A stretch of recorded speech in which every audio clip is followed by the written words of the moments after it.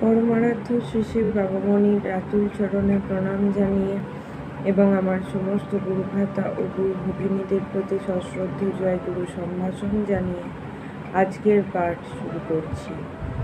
ওম অখণ্ড সংহিতা বা অখণ্ড মণ্ডলেশ্বর শ্রী শ্রী স্বামী স্বরূপানন্দ পরমহংসদেবের উপদেশ বাণী একবিংশ খণ্ড। বাজাও পরার্থপরতার মোহন বংশী। শ্রী শ্রী বাবামণি আরও বলিলেন, একের জন্য অপরের প্রাণ কাঁদে, এ কথা তো এক স্বর্গীয় বারতা। দুনিয়ার অধিকাংশ মানুষ অপরকে কাঁদিয়ে পরপীড়নের দ্বারা নিজের অবস্থার উন্নতি সাধন করে উল্লসিত হয়।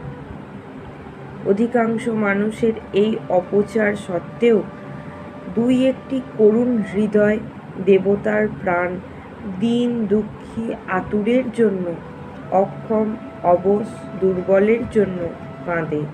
এ কথা শুনলে দেবতাদের চোখে আনন্দের অশ্রুধারা বানের জলের মতো খরস্রোতে বইতে থাকে। আমরা কেউ নিজেদের জন্য যেন না বাঁচি, নিজেদের জন্য না মরি। আমাদের মরা বাঁচা সব যেন পরের জন্য হয়।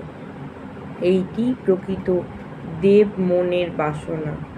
অবিরাম প্রচারের দ্বারা, অকপট দৃষ্টান্ত প্রদর্শনের দ্বারা, জাজল্যমান উদাহরণের দ্বারা চারিদিকের মানুষের মনে যদি পরার্থপরতার ভাব জাগ্রত করে দিতে পারো, তবে দেখবে তাদিগকে কোনো দুঃসাধ্য কর্মেই প্রবর্তিত করে দিতে কোনো বাধার কারণ থাকবে না।